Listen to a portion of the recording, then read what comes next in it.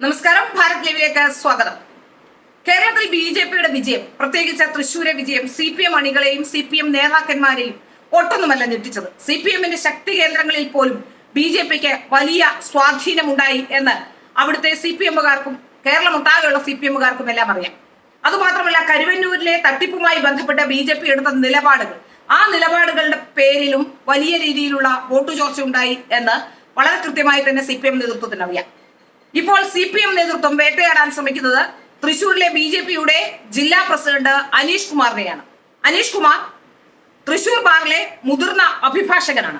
ഇപ്പോൾ ഒരു കേസിൽ പോലും പ്രതിയല്ലാത്ത, സാധാരണഗതിയിൽ ക്രിമിനൽ കേസിൽ പ്രതിയാകുന്നവർക്ക്, ആ സ്ഥിരമായി ക്രിമിനൽ കേസുകളിൽ പ്രതിയാകുന്നവരുടെ പേരിൽ ചുമത്തുന്ന 107 വകുപ്പ് പ്രകാരമുള്ള കുറ്റകൃത്യങ്ങൾ എടുത്തുകൊണ്ട് കേസെടുത്തിരിക്കുന്നു എന്നാണ് മനസ്സിലാക്കാൻ സാധിക്കുന്നത്. പണ്ട് മുതലേ CPMന്റെ യഥാർത്ഥത്തിലുള്ള കാര്യങ്ങൾ നമുക്ക് അറിയാവുന്നതാണ്. CPMന് ഏതെങ്കിലും രീതിയിൽ പ്രതിരോധത്തിലാകുന്നവരെ, അത് കൂടെ കൊണ്ടു നടക്കുന്നവരായാലും നമുക്കറിയാം TPയുടെ കാര്യത്തിലൊക്കെ സംഭവിച്ചത്. 51 വെട്ടിക്കൊല്ലാൻ യാതൊരു മടിയുമില്ലാത്തവരാണ് CPMകാരെന്ന് നമുക്കറിയാം. ഏതായാലും ബി.ജെ.പിയുടെ അത്തരത്തിൽ തൃശ്ശൂരിൽ പ്രത്യേകിച്ച് നേരിടാൻ കഴിയില്ല എന്ന ബോധ്യമുള്ളത് കൊണ്ടാവാം ഒരുപക്ഷെ അനീഷ് കുമാറിന്റെ വീടിന് മുന്നിൽ ഇന്നോവ തിരിയാനുള്ള ആ ഒരു സാഹചര്യം ഉണ്ടായാൽ കേരളത്തിൽ എന്താണ് സംഭവിക്കുന്നതെന്ന് അറിയില്ല എന്ന തോന്നലിൽ നിന്നാവാം ഒരുപക്ഷെ ഇത്തരത്തിൽ കേസിൽ കുടുക്കി അനീഷ് കുമാറിനെ നേരിടാം എന്ന് ഇപ്പോൾ CPM നേതൃത്വം കരുതുന്നത് എന്നാണ് മനസ്സിലാക്കാൻ സാധിക്കുന്നത്. 107 വകുപ്പിട്ടുകൊണ്ട് ഇപ്പോൾ അനീഷ് കുമാറിനെതിരെ കേസ് എടുത്തിരിക്കുന്നു എന്നാണ് ഏറ്റവും പുതിയതായി വരുന്ന വിവരം. ഈ 107 വകുപ്പ് സ്ഥിരമായി ക്രിമിനൽ കേസുകൾ ഉൾപ്പെടുന്നവർക്കെതിരെ എടുക്കുന്ന വകുപ്പാണ്. അത്തരം ക്രിമിനൽ കേസുകളിൽ പ്രതിയല്ലാത്ത ഒരാൾ, സാധാരണഗതിയിൽ എത്തരത്തിലുള്ള കേസാവുമ്പോൾ രാഷ്ട്രീയക്കാർക്കെതിരെ ഉണ്ടാവുക എന്ന് നമുക്കറിയാം. CPMകാരുടെ കാര്യം അവിടെ നിൽക്കട്ടെ, അവരുടെ പേരിൽ പല കേസുകളും ഉണ്ടാവും. നേരെ മറിച്ച് ബി.ജെ.പിക്കാരുടെ കാര്യം നോക്കുകയാണെങ്കിൽ അവരുടെ പേരിൽ വരാൻ പോകുന്ന കേസുകൾ ഒരുപക്ഷെ ഏതെങ്കിലും വണ്ടി തടഞ്ഞതോ അത്തരത്തിലുള്ള കേസുകൾ മാത്രമാവും. അല്ലാതെ സ്ത്രീ വിഷയങ്ങളിലോ സ്ഥിരമായ കുറ്റകൃത്യങ്ങളിലോ ഏർപ്പെടുന്ന ബി.ജെ.പിക്കാർ ഉണ്ടോ എന്ന കാര്യത്തിൽ യാതൊരു അത്തരത്തിലുള്ള ആൾക്കാർ ഉണ്ടാവാനുള്ള ഒരു സാധ്യതയും ബി.ജെ.പിയിലില്ല. അതുകൊണ്ട് തന്നെയാണ് ഇത്തരത്തിലുള്ള കേസുകൾ, അത്തരത്തിലുള്ള ഒരു വകുപ്പ് ചേർത്തുകൊണ്ട് എന്തിനാണ്, ഏത് കേസ് ഉണ്ടായിട്ടാണ്, എന്തിനാണ് എന്ന് വിശദീകരിക്കാൻ തൃശ്ശൂർ ഈസ്റ്റ് പോലീസിനോട് ചോദിച്ചിട്ട് അത് മുകളിൽ നിന്ന് പറഞ്ഞിട്ടാണ് കേസെടുക്കുന്നത് എന്ന് മാത്രമാണ് തൃശ്ശൂർ ഈസ്റ്റ് പോലീസ് പറയുന്നത്. എന്തിനാണ് അനീഷ് കുമാറിനെ വേട്ടയാടാൻ ശ്രമിക്കുന്നത്?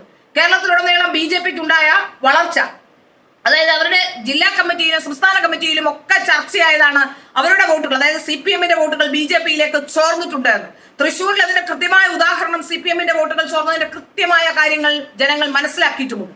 അതുകൊണ്ട് തന്നെയാണ് വളരെ കൃത്യമായി തന്നെ കോൺഗ്രസിന്റെയും അതുപോലെ തന്നെ CPMന്റെയും വോട്ടുകൾ അവിടെ തൃശ്ശൂരിൽ ബി.ജെ.പിക്ക് ലഭിച്ചിട്ടുണ്ട്. അനീഷ് കുമാറിന്റെ നേതൃത്വത്തിലാണ് അവിടെ വലിയ രീതിയിലുള്ള ആ പ്രവർത്തനങ്ങൾ ഏകോപിപ്പിക്കാൻ അനീഷ് കുമാറിന് കഴിഞ്ഞു. അനീഷ് കുമാർ ഒരു വിജയമാണ് എന്നതിന്റെ ഏറ്റവും ഉത്തമമായ ഉദാഹരണമായാണ് ഇപ്പോൾ ഇത് കാണാൻ ശ്രമിക്കുന്നത്.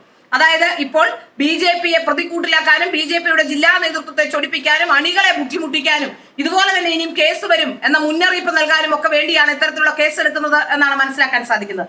ഏതായാലും അനീഷ് കുമാറിനെതിരെ ഈ കേസ് എടുത്തതിനെ രാഷ്ട്രീയപരമായും നിയമപരമായും നേരിടാൻ ബി.ജെ.പി ജില്ലാ നേതൃത്വം തയ്യാറെടുക്കുന്നു എന്നാണ് മനസ്സിലാക്കാൻ സാധിക്കുന്നത്.